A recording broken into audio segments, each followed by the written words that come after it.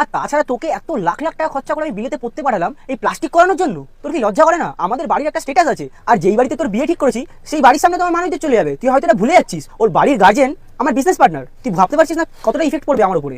ছি, আমার ভাবতেও লজ্জা লাগছে। আজ তোর জন্য আমার মাথা হেড হয়ে গেল সবার সামনে। কি জবাব দেবো আমি ওদেরকে? এই তুমি এখানে চাকরি করে এটা আগে জানলে তো আমি তোমার সাথে বিয়ে ঠিক করতাম না।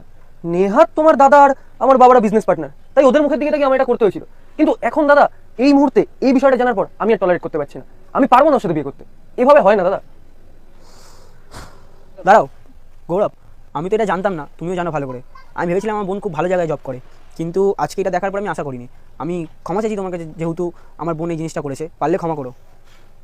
আর দেখলি তো তোর জন্য, শুধুমাত্র তোর জন্য আজকে আমাকে ওই বাচ্চা ছেলেটার কাছে আমাকে ক্ষমা চাইতে হচ্ছে। দুদিনের ছেলে, আজকে সে এসে আমাকে এত অ্যাটিটিউড দেখিয়ে গেল। আমি তোর থেকে এটা কোনোদিনই আশা করিনি। আমি মুখ দেখাবো কি করে? ওর বাবা তো আমার সব যত প্রোডাক্ট আছে সব ক্যান্সেল করে দেবে, আমি তো নাজেহাল হয়ে যাবো। এটা আমি কোনোদিনই ভাবতে পারিনি তুই এরকম ভাবে আমার মাথাটা নিচু করে দিবি সবার সামনে।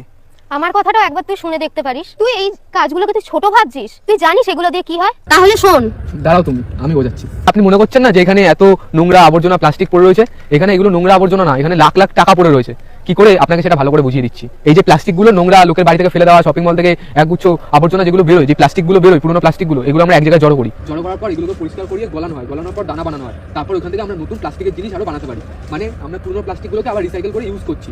তাতে এখানে আমাদের ব্যবসা হচ্ছে, সমাজেরও ভালো হচ্ছে। এই রিসাইকেল করে আমরা নিজেদের ব্যবসাটাও করছি, সাথে পরিবেশটাকেও স্বচ্ছ রাখছি, যাতে মানুষরাও ভালো থাকতে পারে আর আমরা আমাদের নিজেদের ব্যবসাটাও ভালো করে করতে পারি। আর না, তুমি আমি একটা কথা বলতে চাই। তোমার যে উড বি হাজবেন্ড ছিল, সে তো তোমায় অবহেলা করে তোমায় না বুঝে ছেড়ে চলে গেল। আমি তোমায় প্রথম দিন থেকেই আমার তোমাকে খুব ভালো লাগতো। তুমি কি আমায় বিয়ে করবে?